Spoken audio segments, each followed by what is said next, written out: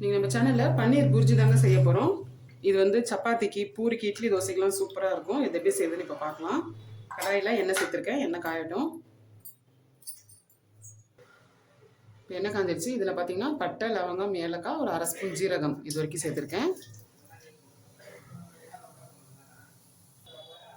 இப்போ இதில் வெங்காயம் சேர்த்துக்கலாம். வெங்காயமும் கொஞ்சம் கருவேப்பிலையும் கிள்ளி வச்சுருக்கேன். ஒரு 4 வெங்காயம் பெரிய வெங்காயம் எடுத்துருக்கேன். நல்லா பொடியாக நறுக்கி சேர்த்துக்கோங்க. வெங்காயம் வந்து நல்லா வதங்கட்டும். இப்போ பாருங்கள், வெங்காயம் நல்லா வதங்கிடுச்சு நம்மளுக்கு. இப்போ இதில் ஒரு 2 பச்சை மிளகாய் வந்துட்டு பொடியாக நறுக்கி சேர்த்துக்கோங்க. சேர்த்து ஒரு வாட்டி கலந்துட்டு இஞ்சி பூண்டு பேஸ்ட் வந்து சேர்த்துக்கலாம். 1 டேபிள் ஸ்பூன் அளவு இஞ்சி பூண்டு பேஸ்ட் வந்து சேர்த்துக்கோங்க. சேர்த்து இதையும் நல்லா கலந்து விட்டுருங்க. இப்போ இஞ்சி பூண்டு பேஸ்ட்லாம் சேர்த்து நல்லா வதக்கியாச்சு. இப்போ மசாலா பார்த்தீங்கன்னா இதில் 1/4 டீஸ்பூன் மஞ்சத்தூள், 1 ஸ்பூன் தனி மிளகாத்தூள், 1/2 ஸ்பூன் தனியாத்தூள், 1 ஸ்பூன் வந்து காஷ்மீரி மிளகாத்தூள், அதுக்கப்புறம் ஜீரகத்தூள் வந்து ஒரு 1/2 ஸ்பூன் இதெல்லாம் சேர்த்துருக்கேன். சேர்த்து இந்த எண்ணெயிலே நல்லா வதக்கிடுங்க.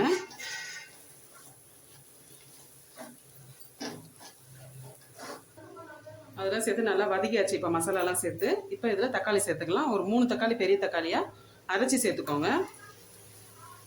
சேர்த்து இதையும் நல்லா கலந்துருங்க. இப்போ இது கூட கொஞ்சமாக தண்ணி சேர்த்துருக்குறேன்.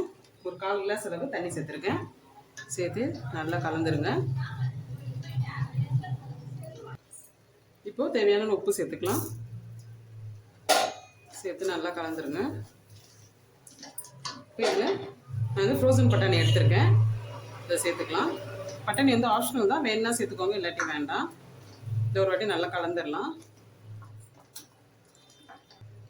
இப்போ இது கூட கொஞ்சம் தண்ணி சேர்த்துக்கோங்க. 1 டம்ளர் அளவு தண்ணி சேர்த்துருக்கேன். இப்போ இந்த தக்காளியோட பச்சை வாசனை எல்லாம் போகட்டும். அது வரைக்கும் நல்லா இப்போ கொதிச்சு வரட்டும். இப்போ நல்லா கொதிச்சிருச்சு உங்களுக்கு கிரேவி. இந்த பச்சை வாசனைலாம் போயிடுச்சு. உப்பு காரெல்லாம் கரெக்டாக இருக்கான்னு செக் பண்ணிக்கோங்க. செக் பண்ணிட்டு இப்போ நம்ம திருவி வச்சுருக்கோம் பன்னீரை, அதை வந்து சேர்த்துக்கலாம்.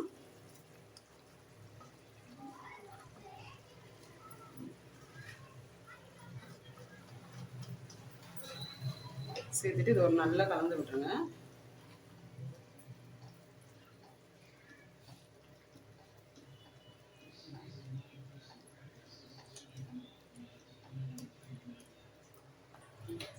இப்போ இதில் கஸ்தூரி மேத்தி ஒரு 1/4 டீஸ்பூன் அளவு, அப்புறம் கரம் மசாலா அது ஒரு 1/4 டீஸ்பூன் அளவு, ஃபைனலாக நல்லா கொத்தமல்லி தூவிடுங்க.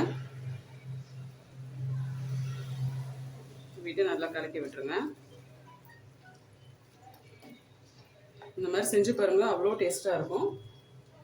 இது வந்து சப்பாத்திக்கு செம்மையாக இருக்கும். ட்ரை பண்ணி பாருங்கள். அவ்வளோதான், நம்மளுக்கு இப்போது பன்னீர் புர்ஜி வந்து ரெடி ஆகிடுச்சு. நீங்களும் இதே மாதிரி ட்ரை பண்ணி பாருங்கள். எப்படி இருந்தது சொல்லி கமெண்ட்டில் சொல்லுங்கள். இந்த வீடியோ உங்களுக்கு பிடிச்சிருந்தா லைக் பண்ணுங்கள், ஷேர் பண்ணுங்கள். மறக்காமல் தஞ்சை கிச்சன் கலாட்டாவுக்கு சப்ஸ்கிரைப் பண்ணாதவங்க சப்ஸ்கிரைப் பண்ணுங்கள். தேங்க்யூ.